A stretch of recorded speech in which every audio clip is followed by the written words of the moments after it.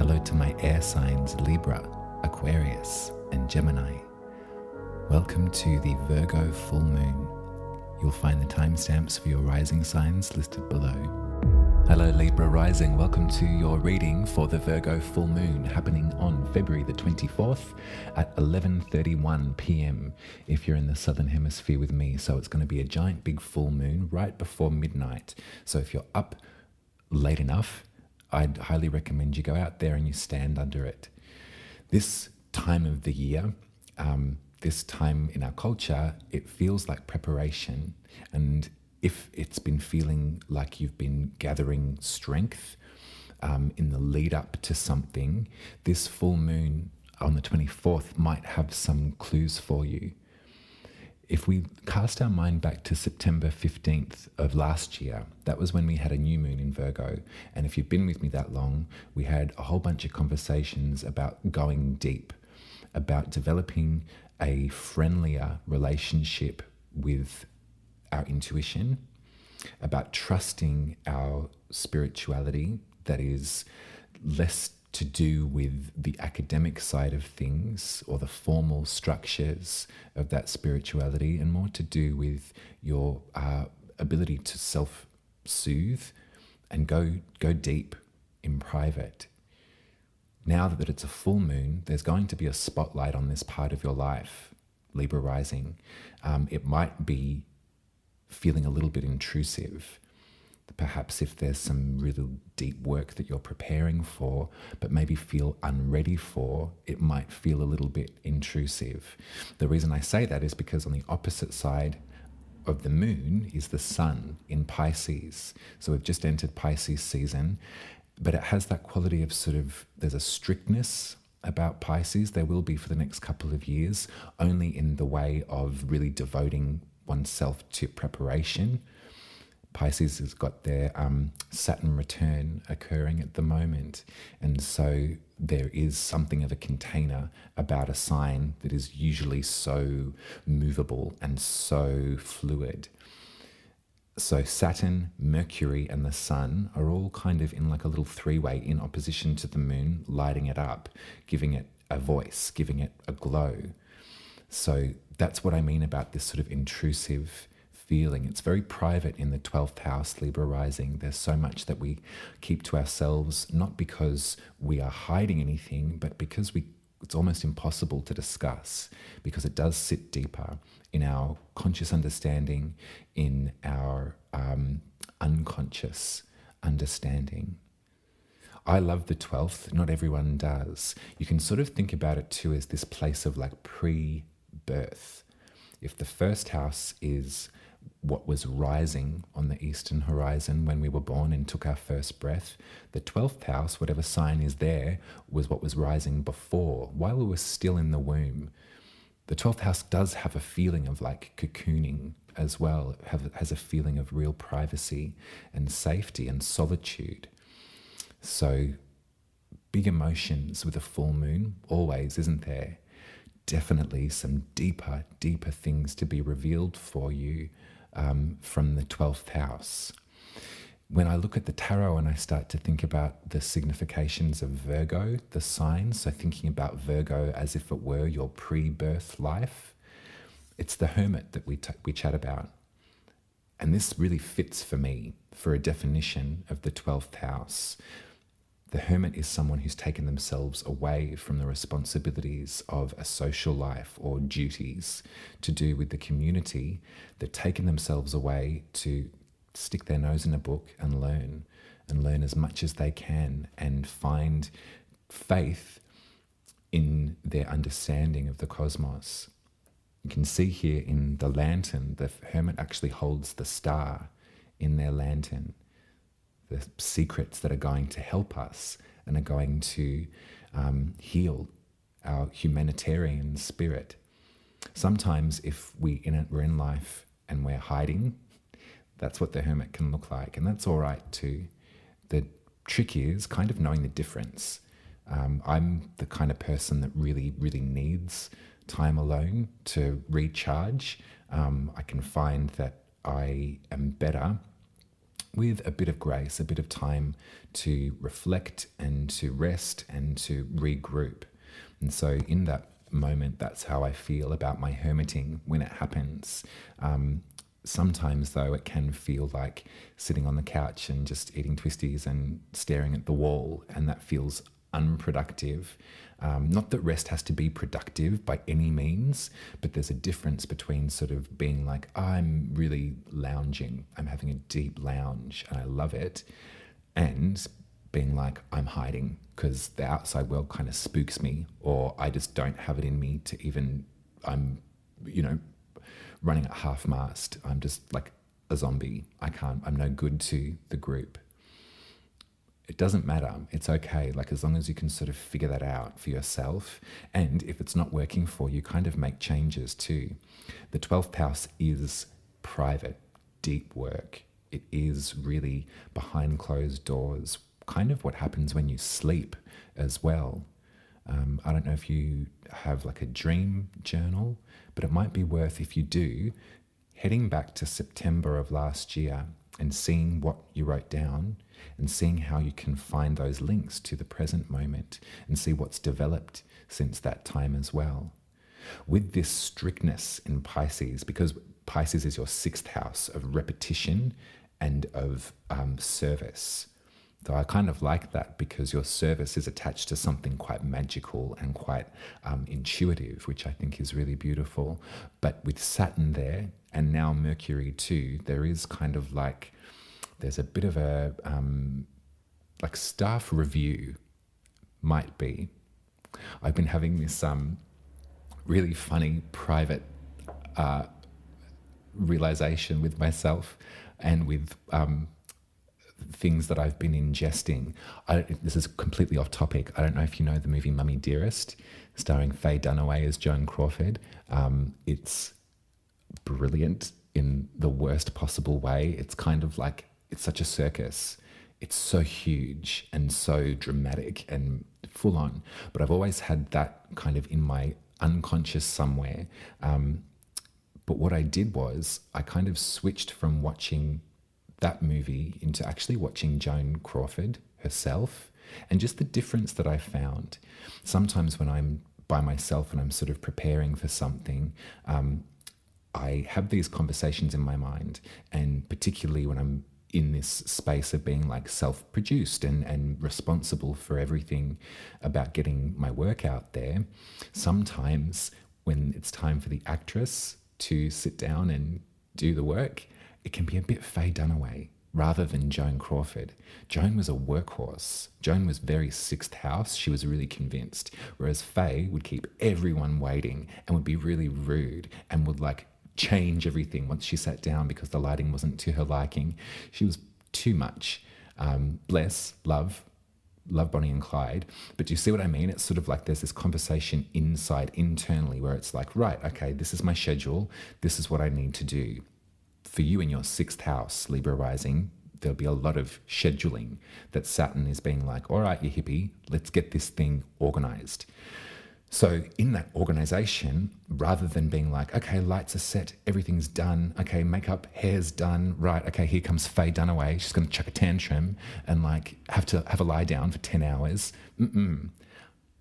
Joan is here instead. And Joan was early. Joan's a professional, Joan knows her lines, and Joan gets the job done. That's just a little weird example, might not be landing for you at all, but just the way that I sometimes work in my 12th house as far as like allowing different shades or different personas to come through and lead. Particularly with magical work, there is something of a channel that you can cite, when you're in flow, you really know that you are. And there is something about sort of channeling through any kind of creative work. I really think that's the same way. Acting as an example, you often find that a truthful performance comes from definitely the actor. Somewhere else too, something happens. So the 12th house is where we channel, and to have interaction with that, if we think about Pisces as your 6th house of service and repetition, you can sort of steer or you can cast from your 12th house too. If you're in a moment where you've got so much work to do and it's your responsibility and you've got to get this done because no one else will, and you can feel yourself going, oh, flip, I'm really grinding my gears here and I can't get this out, I can't get this published, I can't get this finished because Faye Dunaway has shown up again. Then it might be time to internally in your 12th house be like, Faye, go to your trailer, get Joan. Joan will replace you. Joan's got this covered, she knows the lines. Sounds weird to talk to yourself like that. I don't know. I've found it really helpful. It's really helped my inner workings sort themselves out. When I need to get something done, I rely on Faye. So funny chatting about all of this. I believe that Faye Dunaway is actually a Virgo rising and a Capricorn sun. Fascinating. But anyway, we'll talk about that another time. Enough Faye Dunaway. This is about you. The other tarot card that we can speak to, the moon is actually sitting at the 8 of Pentacles. So you can see why I'm sort of preparing you. I understand, I'm getting this real sense, Libra rising, that you're stepping into this huge period of responsibility and a lot of work. 8 of Pentacles. And this beautiful card is the very definition of like regularity and practice and finessing and scheduling. This person's really committed to getting better at what they do. If we think about this in terms of your 12th house, though, this is really private internal work to keep a clean house on the inside, to keep a clean spirit, is going to help you with the exterior 6th house Pisces stuff. In opposition, the Sun and Mercury and Saturn are all sitting at the 8 of Cups. And so the definition for this changes. Some folks see it as abandoning something and moving on. Other folks see it as going on a quest to retrieve the missing cup and to bring it back. So they both feel really committed to me. Perfect language for Virgo. Virgo is extremely committed, extremely well rehearsed and practiced. We don't know what Joan's astrology is because we don't quite know when she was born. Poor Joan, there was no birth certificate, so she had to recall to the best of her knowledge. I imagine there's definitely some Virgo in there for Joan, as there is for everyone.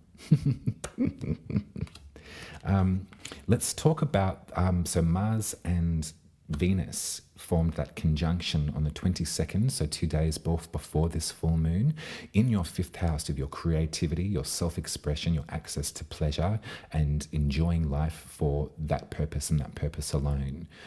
That feels nice to me. Hopefully that you can work with that astrology and you can recognize who you maybe came into contact with or who is filling up your 5th house, and maybe also with that side of life being fruitful and juicy at the moment, you can feel that sort of sense of balance coming back too. I know sometimes when you're just working and working and working and working, of course, if you're self-employed, that's a perpetual rhythm.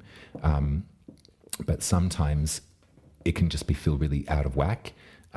So it looks like Venus and Mars are, spicing up your 5th house, your individuality, your creativity, to even out that other side of the scale, Libra rising, sort of get your plates in line or whatever it is, get yourself all sorted out. You're not the only one that has this feeling of like, holy dooly, like this is prep time. We're all preparing for something. 2024 feels like a really pivotal year in our history. Also in the astrology, it's leading up to something. It's leading up to some sort of crescendo in 2026 that I'm learning much more about.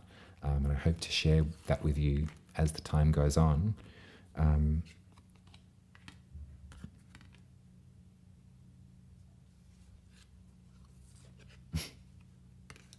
Okay, so the Hanged One is our 12th house world.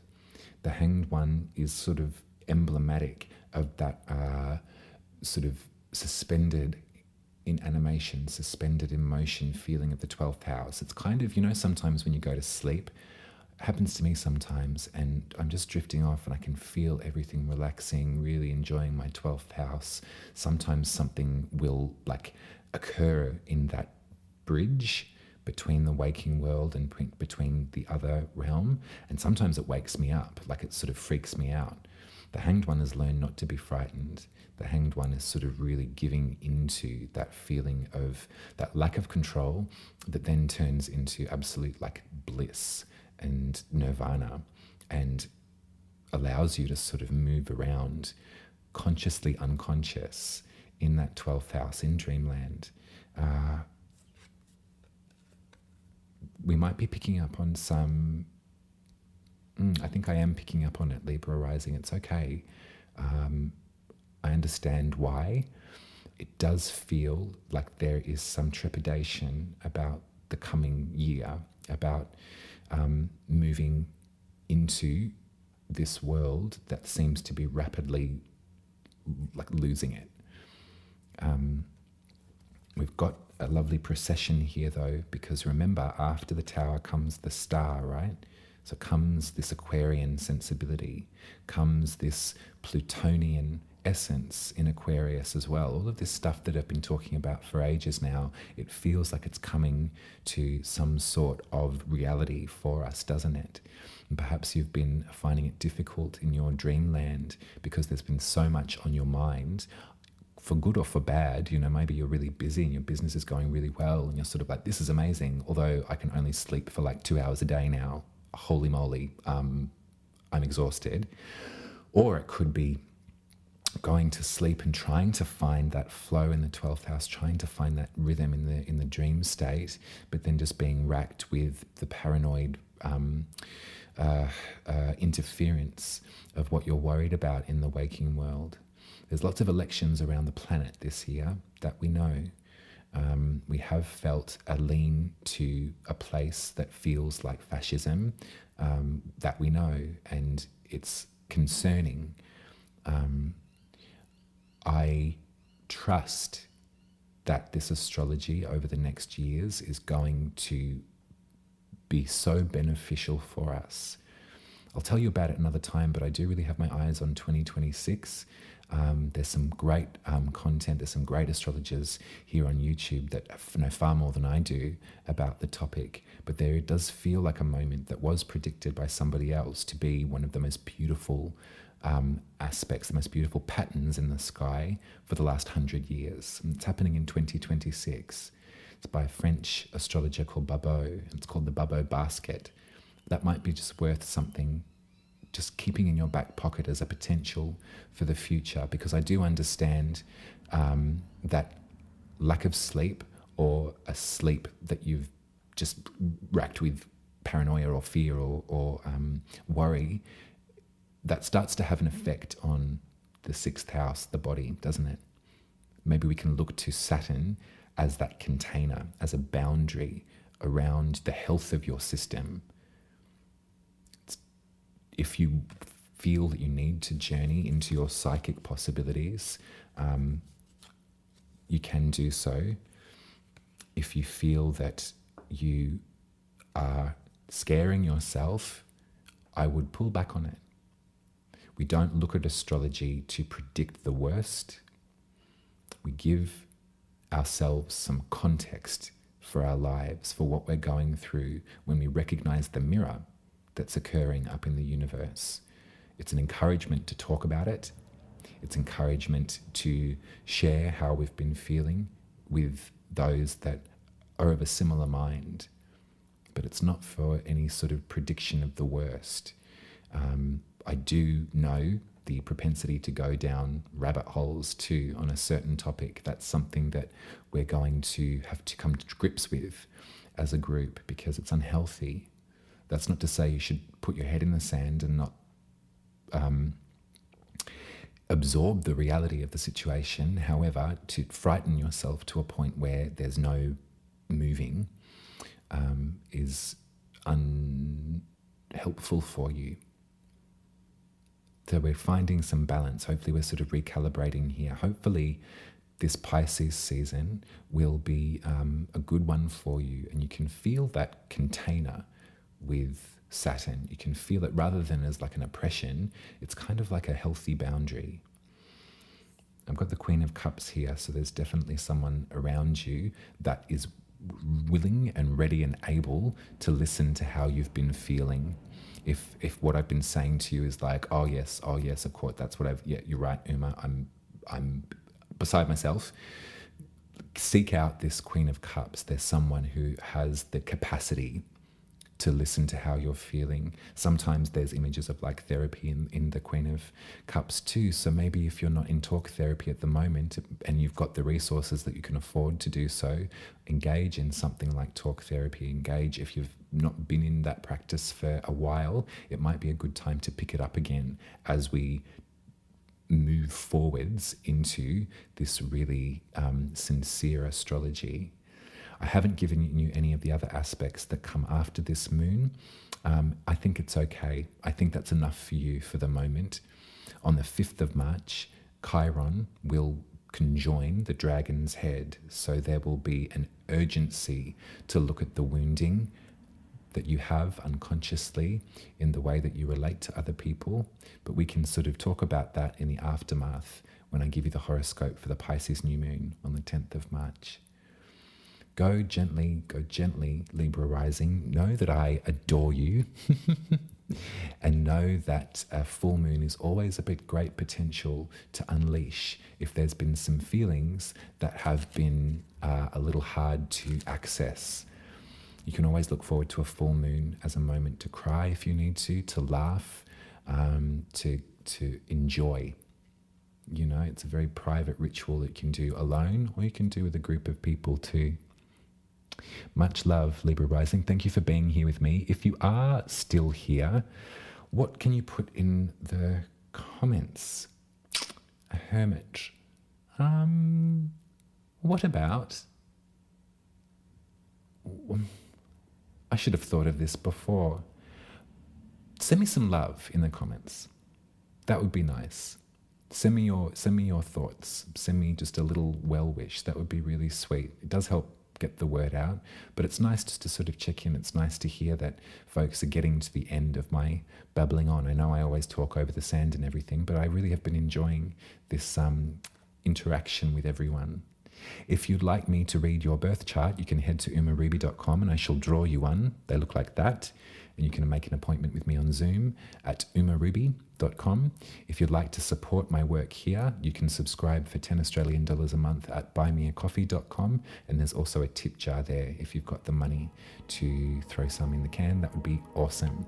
As I said, I'll be with you in 2 weeks for the Pisces new moon on the 10th of March, Libra Rising. So until then, enjoy the possibility of the 12th house. Don't be scared. If you are scared, find your Queen of Cups and have a chat because they're waiting for you.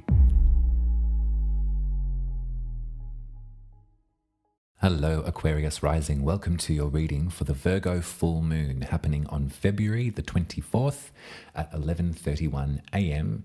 if you're in the Southern Hemisphere with me. So we're going to be going deep with you at this one, Aquarius Rising. We're going to be looking at your 8th house, which is where we connect, where we engage our resources with that of another, where we bond, and where we experience grief and where we learn to say goodbye to. The profundity of the 8th house never fails to dazzle me. And in my work as well, I've been really working on my definition of that place as to different folks and their planet placements. It's been such a beautiful experience for me to flesh out these definitions as I've been going along and developing my skills. The 8th is power. The 8th is beautiful, kind of sexy sometimes too, but it can also be really, really heartbreaking. The sign Virgo is mutable earth. So there's something grounded in reality about this. There's something really useful about Virgo, and there's something kind of malleable too. I always look at the image of clay when I think about Virgo in that mutable, impressionable earth kind of feeling. We know that there's a great perfectionism there too. In tarot, it's the hermit that we speak to when we're talking to Virgo. So you can see this beautiful individual is the one that has taken themselves away to learn and to kind of build a bridge to our spirituality, to a place that is perhaps a little more invisible than usual with their skill base. They're testing in their hermitage, they're working things out. It's very magical. The Hermit and Virgo too. I know sometimes in personality land they do get some funny barbs thrown their way as far as being perfecting or finicky. But that's only because they want to learn, right? They really want to figure out exactly how the recipe operates. You know, if that we're going to be talking about all this hippy dippy shit, I kind of want to know how to make it happen realistically. A full moon in your 8th house might bring up some emotions. It might bring up some past grief that needs to be held. It might bring up some opportunity, perhaps in collaboration. There may have been things that you applied for back in September of 2023, so the 15th of September last year, when we sort of activated this space for you. This is the crescendo, this is the marker point of culmination. So have a think about it. If there was potential like sort of grant applications or things of that nature where you were sort of wanting to, you're putting your hand out to collaborate with someone, there could be some dividends that pay off. It could also be about really allowing some emotions that were kind of waiting for a while, waiting for safety to express themselves. There's a lot of activity in Aquarius at this time too. So 2 days before this full moon, Aquarius rising, we had Venus and Mars in conjunction in your 1st house. This has given me goosebumps actually just speaking about it, because we know that Venus and Mars went through their initiation with Pluto, who's still holding watch at the 0 degree point of your sign. I think they've moved over to 1 degree now by the time this full moon takes place. So do have a look at your chart, look at your placements, because we're in preparation for this transformation. But in that way, Venus and Mars, the conventional lovers of the zodiac, also our the two sides to our being, the opposites, the yin, the yang, these two energies, one very passionate, one very hot and bright and confident, the other one very yielding, very sensual, very pleasurable. These two have come together, so you can see that sort of synergy. When there's a Venus-Mars conjunction, it does kind of feel a bit hot, but they're different now because they've both been initiated by Pluto. So describe that story to me, Aquarius Rising. I'd be fascinated to know how that's been showing up for you. What is it about the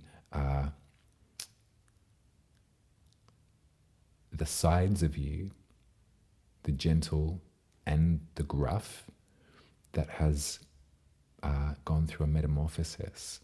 Maybe it's to do with the way that you seek out pleasure in relationship. Maybe that's going through some sort of metamorphosis. Maybe it's something innate in your nature that is gaining strength and steam and stamina to come forth as well. That sounds pretty gorgeous to me. But do let me know how that's showing up for you. Let me know if you felt it. Let me know that you're in process with this transformation. So the day after that, we have this great big full moon in your 8th house. So, prepare, get the tissues out. If you're wanting to work with the 8th house in a very sort of more sensual way, then make sure that you're with someone that you that works for you. But the day after, on the 25th of February, Venus will square Jupiter.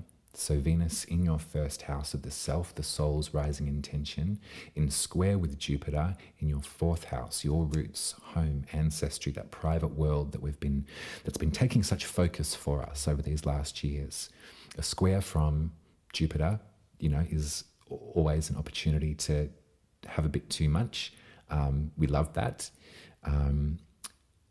And 2 days after that, then Mars will form that square too. So you can see there's sort of this procession from Venus and from Mars making their way through your 1st house and then coming up in square with Jupiter. who will only expand what they're on about too. So fourth house and first house, attraction, connection, bonding. Is there ideas perhaps that are coming to you about this journey to find home, to find where the roots should lay, to sort of clear the soil and set down a place of your own? That's an interesting story that I'd like to hear more about too. Maybe at this full moon in the 8th house of collaboration, you're able to express and to sort of perhaps even start working on these plans of cohabitation. That's a nice story as well.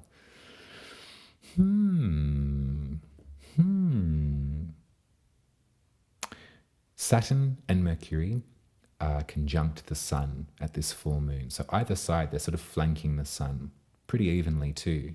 Saturn's a container, a boundary. Mercury is information. Mercury has a hard time in Pisces. It can often be a bit diluted. So if we look over to the moon, it's being charged with these two extra energies too. Something of a container, something of a discipline, and some extra knowledge.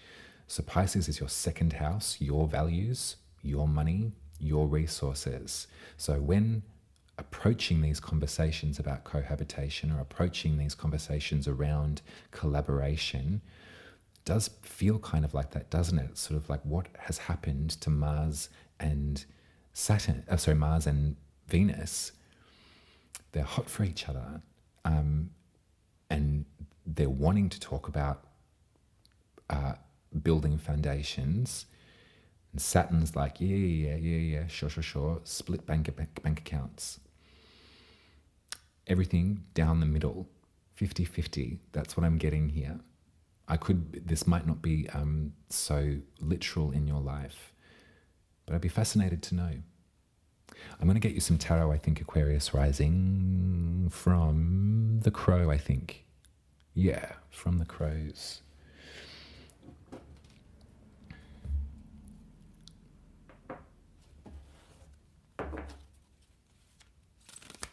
On February the 28th, Mercury will be exactly conjunct Saturn. So that's only a couple of days after this moon.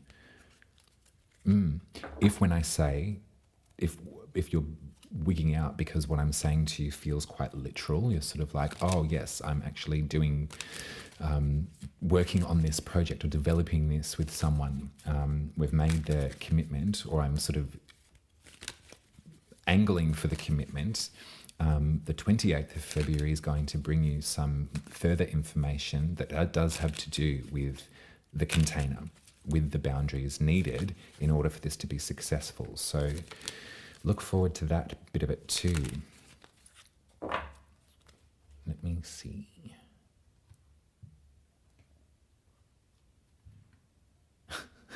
You'll never guess who it is. It's the High Priestess. This is a beautiful version of her, actually.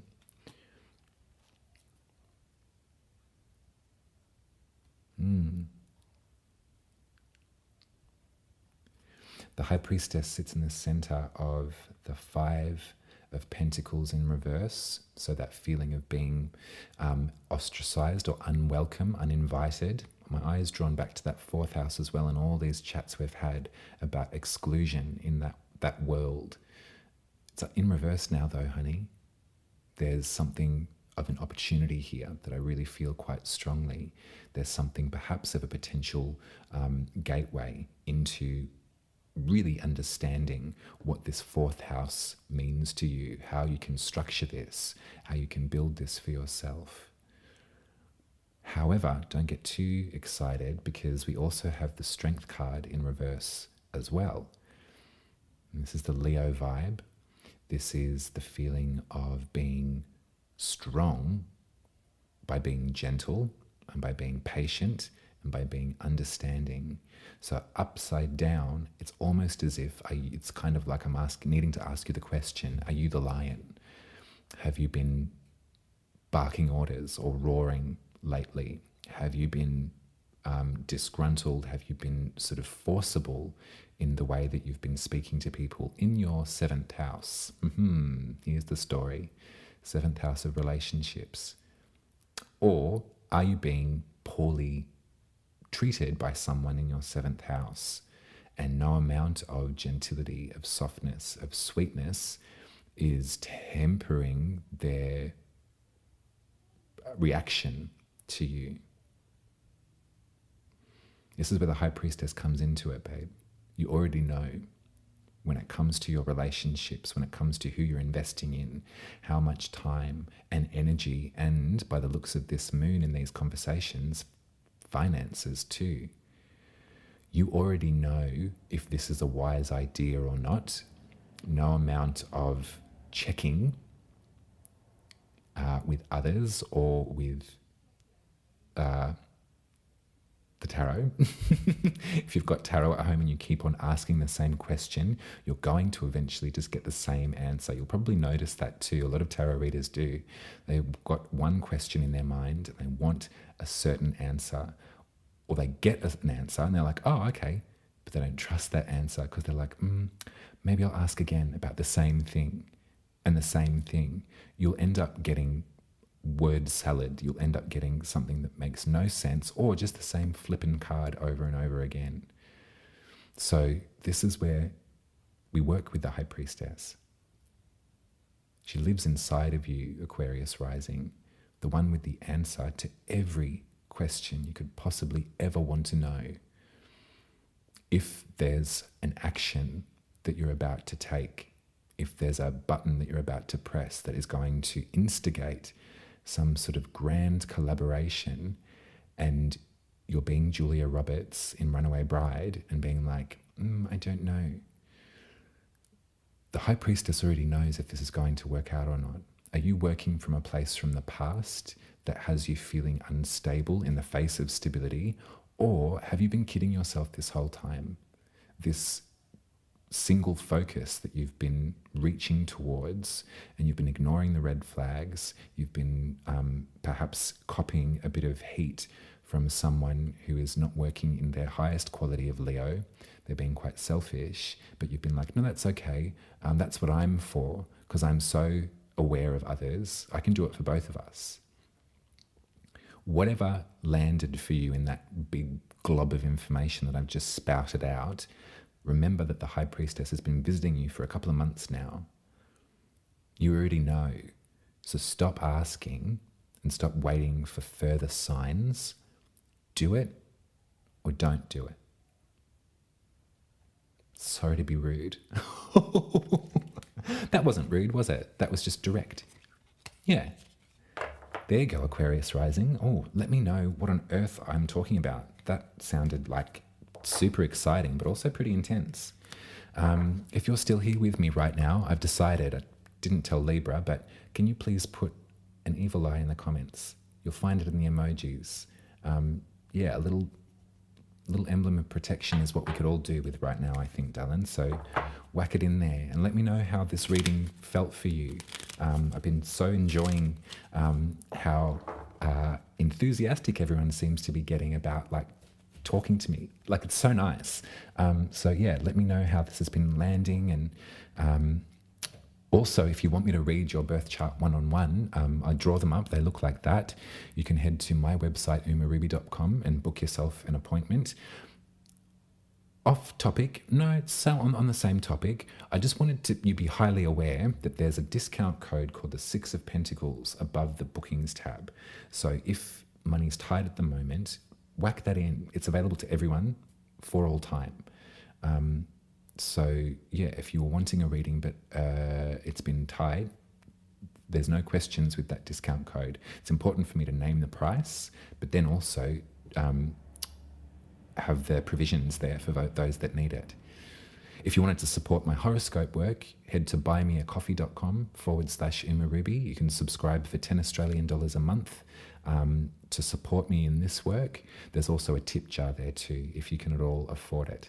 Thanks for being here with me, Aquarius Rising. I was really switched on by that one. Let me know what I'm talking about and what's happening and what you already know, because the High Priestess has been really persistent with you for months now. I'll speak to you in 2 weeks in time for the Pisces new moon on the 10th of March.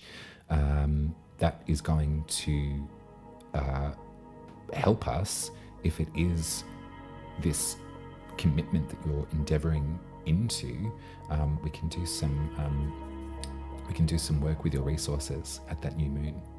So that will be great. I'll speak to you then. Take care, darling. Bye. Hello, Gemini Rising. Welcome to your reading for the Virgo full moon happening on February the 24th at 11:31 p.m. if you're in the Southern Hemisphere with me. So half an hour before midnight, the moon will be exactly full and will be lighting up your fourth house of your privacy, your home, your ancestry, your roots. I'd love you to think about September 15th of last year, because that was the time where we were sowing some seeds for this part of your world to figure out where you might want to lay some roots, or to meditate on those relationships, to meditate on your ancestry, where you came from, and involve yourself with those stories too. It's important, isn't it, to recall where we came from. For some of us, it's easier than others. Some folks can't quite pinpoint where their ancestral lines lay. It's not been a reality for them in this waking life. There's so much language around the importance of history in ancestry and tracing those lines. And that can leave some people out. I just wanted to flag that just in case that's where you're at. I can empathize with that, Gemini Rising. So a full moon here might be encouraging some emotions around those topics as well. When I think about Virgo, I think about a mutable sign, as you are, Gem. I think about mutable earth, though. So there's something kind of like clay about the sign. There's something malleable in its structure, but there is something grounded too. It's actually the perfect kind of place to sow some seeds and to put your feet in and feel rooted in the story of your ancestors. What life path led to here, led to you existing? What traditions in your ancestry you can be so grateful for at this time and so proud of and invested in? Now, to have a full moon in the fourth house, that means that the sun in Pisces, welcome to Pisces season, is lighting up and glowing down in your 10th house of your most public self, your career, your place of perception, how folks perceive you. And so we know that in Pisces we've got the presence of Saturn. It's been there for a year or so now, and it will be there for the next year or so. There's an opportunity to finesse with the container. There's an opportunity to work with a sense of boundary in the 10th house. So I imagine that your public way of being perceived, if you've got a career, great, go with that. If not, that doesn't matter. But just the way that people regard you is probably a really great way to think about the 10th house. There's something of a test here. There's something maybe about repetition. There's something about finessing and training here that I kind of like for you, Gemini Rising. It feels really essential at this time. We know that Pisces is swimming that way and wants to be so connected to every single person, and probably is in a lot of ways, and wants to just swim forever and be untethered, unbounded, free. Saturn, for the last bit of time, has been like, kind of feels like, I don't know if you know the show Bewitched, feels like Endora a little bit to me. I like it. Saturn in Pisces could be Endora. She's still magical, but she's like, know the rules, know the rhythm, don't get in my way. Read your history books, Kim. So that's nice. But maybe there's something around having to have some kind of magical boundary too. Saturn isn't always malevolent, even though it's one of the malefics in the zodiac, but there can be good work done with Saturn. For the longest time, we thought that Saturn was the outer limits of our galaxy. It's the one planet that you can see with the naked eye that's so far out. So you can imagine before telescopes, that was the extent of our living galaxy. So that's why it has all these connotations around containers and strictness and boundaries. But obviously, sitting here in the 21st century, we know that Saturn isn't the outer limits. In fact, we don't know where the outer limits, in fact, are. We're trying to find them, some more than others. However, in this way of a magical boundary, the rings of Saturn is what I'm trying to get at, Gemini Rising. It feels protected to me at this time. And so perhaps a full moon that is speaking about such intimate topics such as your ancestry, such as your bloodlines, where you came from, there might be something that you need of a magical boundary, a container of protection in order to either face those topics or to protect yourself from the outside world in relationship to those topics. There's dissent as far as bloodlines at present. There's a lot of language around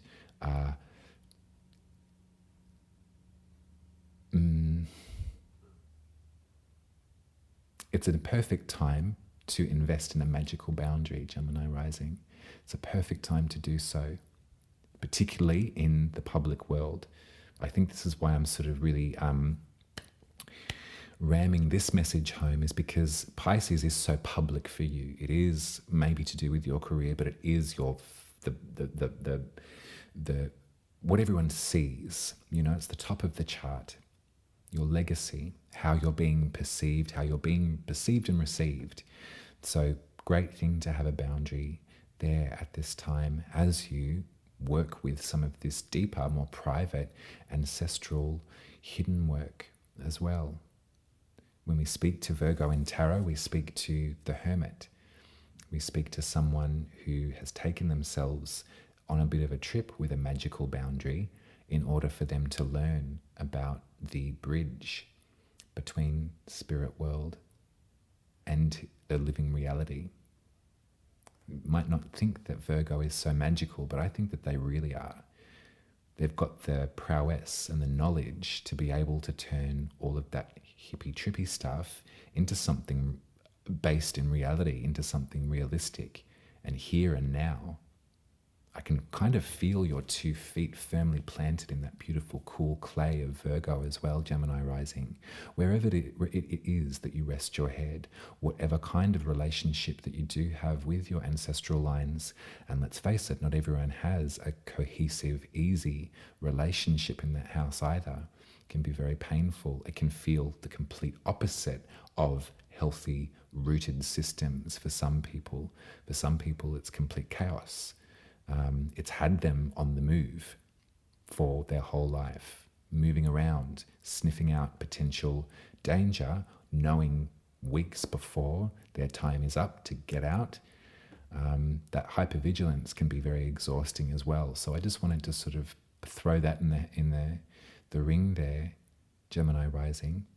Maybe by registering that the hermit is with you in the 4th house and there is all of that beautiful, cool clay, that there might be something that you can construct for yourself out of the earth insofar as creating a safe place for yourself.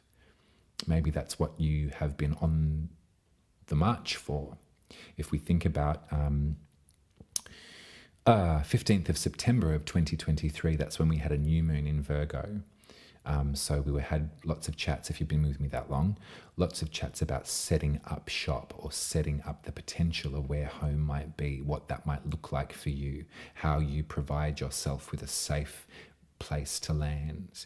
And so in that way, we could think about September to now and think about what has occurred there for you. What have you created? What moves have you made? Where are you setting up? Does it feel safe there like we had hoped it would? If not, then that magical boundary is going to come in really helpful. Saturn and Mercury and the Sun are lighting up this moon. So we know that Mercury is really uncomfortable and not very helpful in Pisces. They can often get it wrong, get confused. That's all right, because Saturn's there being like, don't be stupid, darling. Come on, let's get this organized. So yeah, we can work with the chaos. If you've been sort of like, biting your tongue and not saying things too that do have relationship with your fourth house. You could be defending your fourth house, or you could be criticizing your fourth house as well. There could be things about it that are ever present in your frustration. All of these emotions might be coming up at this full moon. That's what I'm wanting to land on here, Gemini rising, is that we know full well, without doubt, a full moon will always have us feel some kind of intensity in some way.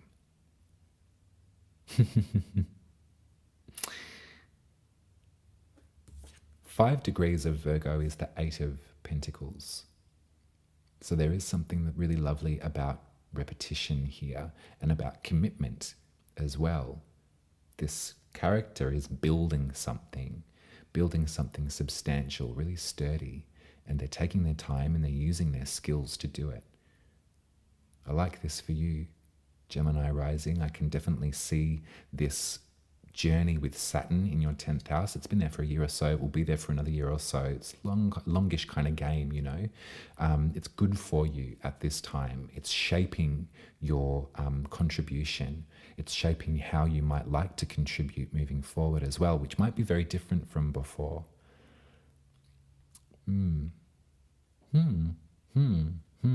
How are you finding Pluto in Aquarius too? I know that it's early days.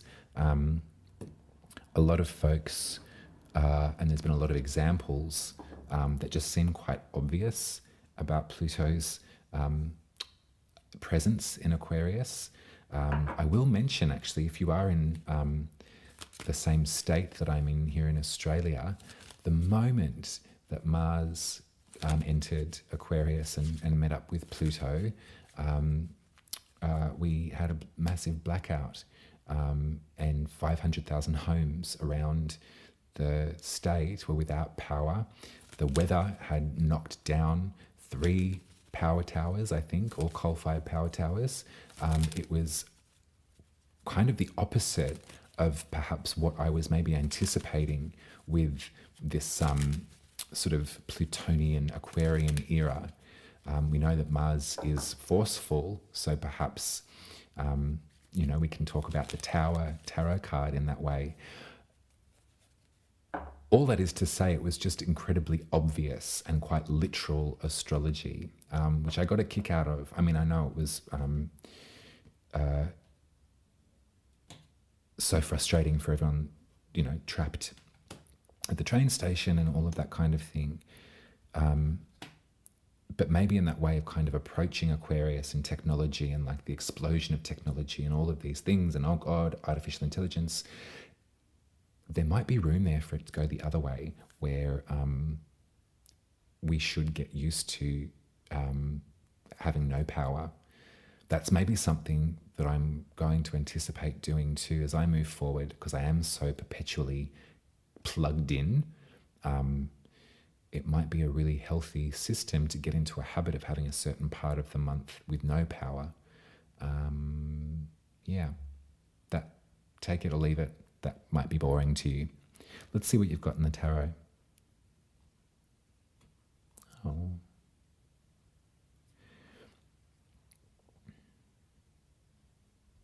The heartbreak cards here, babe. The 3 of Swords. So let's honor it. Let's register it. Let's open up some of the opportunity that the 3 of Swords can bring us. It does look really painful. It's such a classic image in the tarot. In this version, there's a beautiful crow that is sort of caged by 3 swords. What we got to remember about this card, though, is that it is swords, so it is memories. So maybe there's been some battling that you've been working with as far as remembering times past or past trauma, things like that, that need to be honored at this moment. just by sort of registering and saying, this happened to you. We can allow ourselves to move with it a little bit. There's such a habit of pushing everything down, isn't there? It's sort of like, oh, but I thought that I was done with that. Why is this coming back again? I'll just ignore it. Hopefully it will just go away on its own. Sometimes we come back to these cards, we come back to these moments because they need to be listened to. They need to say hello. So where is your Three of Swords? How is your Three of Swords sitting? And who can you speak to? Because there's someone here that is really like full of empathy and full of skill insofar as approaching some of these more tender spots, these gentle areas. They've got two ears that are open to listen to you in regard to this heartbreak. And you mustn't fear that you're like, oh, I don't want to bore them with this again. I don't want to do this because I've done this before. The King of Cups is not someone that's going to get sick of helping you through your emotions, helping you sort of work with them and honor them. As I said before, the worst thing we can do is just stuff it down and hope that it goes away by itself. It will never go away by itself. It will wait and maybe come out in sort of more difficult avenues than we had hoped as well.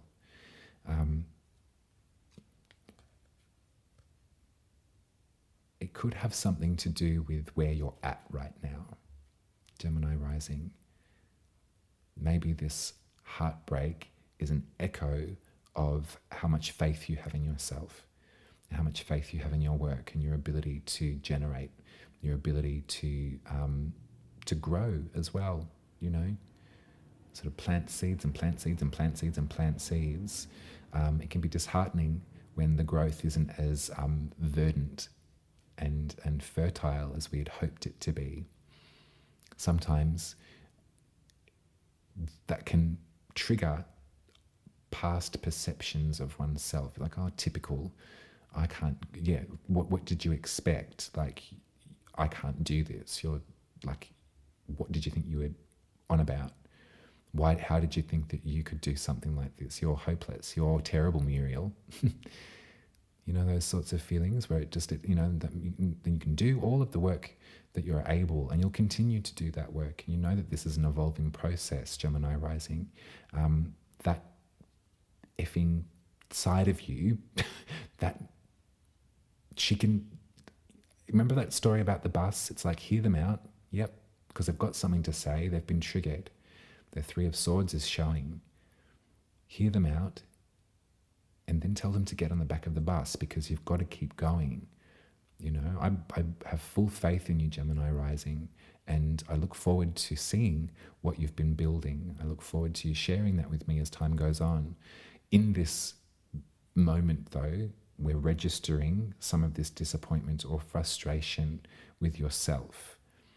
If we look to the Virgo full moon around privacy, home, ancestry, absolutely. It can have to do with our own environment too, what we're responsible for building ourselves. And if that is humbler than you had anticipated at this time, or if that is out of reach for you at this time, I'd like you to remember that there's a global financial crisis brewing at the moment, and everything is more expensive. We're all earning the same money, but it's worth less. So that's part of this. And also, there's still time, honey. You're unfolding like a flower. You're developing knowledge. You're learning, you're showing up too. You're really present. So keep going. If that side of you, remember, I'm a Gemini moon, so I can be bitchy about it. That bitch twin, tell her to love and light. I hear you. Tell her to shut up and get on the back of the bus, because you've got stuff to do, honey. And this presence of Saturn in your 10th house in Pisces might sometimes feel a bit strict. It might be like, oh, but I thought that this would be like funner. I remember times in my life when I was feeling so fluid and available and juicy. I want that back. It's like, well, you can have that back after you've dealt with Saturn, because Saturn's trying to teach you something. Containers are good every now and again. So take the offer. And if emotions are free-flowing and confronting in regard to your ancestry, your home life, your bloodlines, I send you my good wishes for that too, and you can work through that as well. Use this moon for what it's worth, which is an opportunity to acknowledge those feelings. I love you, Gemini Rising. If you're still here with me, pop a little evil eye in the comments for me. That would be awesome. And let me know how that landed for you. I love to interact with you on here. It's been so sweet to get to know some of you. And I've spoken to you in your birth chart readings too, which has been so lovely. If you'd like me to draw you one up, they look like that. I'll draw you your birth chart. I'll read to you what tarot has been with you since birth. And you can make an appointment at umaruby.com to do that. If you'd like to support my horoscope work, you can subscribe for 10 Australian dollars a month at buymeacoffee.com/umaruby. I'll be with you in 2 weeks and we'll talk about the Pisces new moon on the 10th of March. So more of a strict machine, more containers, but also finessing the public-facing self, finessing the voice. And remember, Gemini Rising, that it's a Pisces front-facing self, so it's very magical. It's really beautiful. It is unstoppable. So I look forward to that. I'll speak to you soon.